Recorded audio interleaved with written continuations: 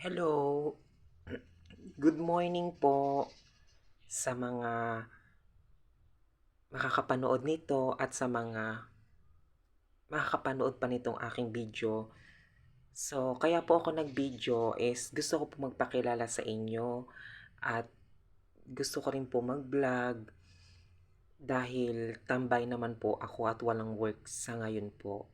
So, ako nga po pala si Alvira, may nickname, ang totoo kong pangalan is Alvin Vergela Rol. So, ako po ay nakatira sa Barangay Caboan, Santa Maria, Laguna. 27 years old. Single po. Yes. So, ngayon po ako ay walang trabaho.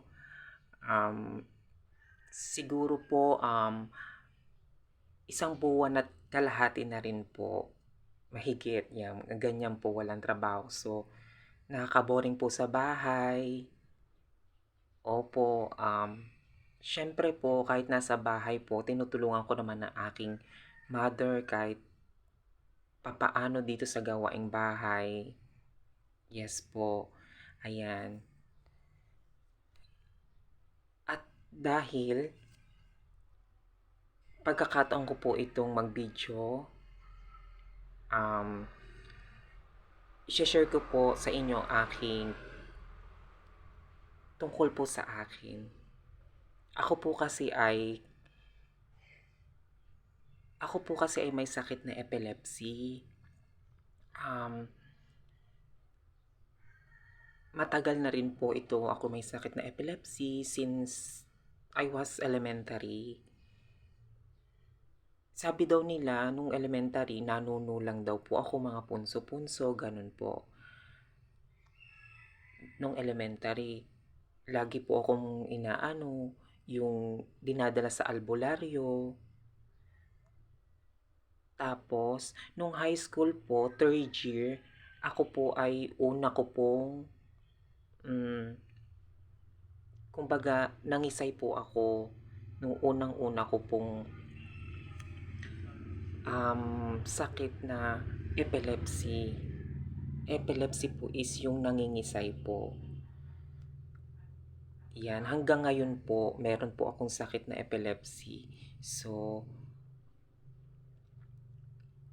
gusto ko po sanang um, i-share sa inyo itong aking kalagayan. At dahil ginagawa ko to, syempre, gusto ko pong malaman din ninyo sa mga makakapanood. Yes. Ito pong sakit ko na epilepsy ay mahirap din po ang may sakit na epilepsy dahil hindi ka po makakapagtrabaho ng malayo or mag-ibang bansa. No choice po ako. Ako po ay puro mga experience lang ang work. Walang permanent work po. Yes. Kaya mahirap. Tapos po, ang nag-aalaga lang sa akin is si mother. So, siya po ay 63 years old na. So, alam ko po mahirap. Simula bata, inalagaan ako. Para sa akin mahirap. Matanda na rin si mother ko, 63 years old. So, feel ko po na nahihirapan na siya sa pag-aalaga sa akin. So, ayan po, ako po kung sumpungin ay makaluwang buwan po. So, nung last na tulala ko po na epilepsy ako ay last March. Yes po, last March po yun. Ako po ay noong pumasok po ng work na cashier dito po sa Antipolo, sa may San Roque po. Ayan. So, kaya, ayun, ako po ay kinaun pa ng aking mother. So, ayan. For me is napakahirap na may sakit na epilepsy. Gustuhin ko mang gustuhin ko magtrabaho ng malayo pero napakahirap. No choice po eh. Kailangan talaga pong lumaban sa buhay. No choice po ako dahil kailangan kong labanan itong sakit na 'to kahit ganito. Ako po naman kahit may sakit is yung kahit may sakit po is, um, masaya. Hindi na ako minsan ginagawa ko kumakanta na lang, kung ano na lang pong aking yung pagkaabalahan. Yes po.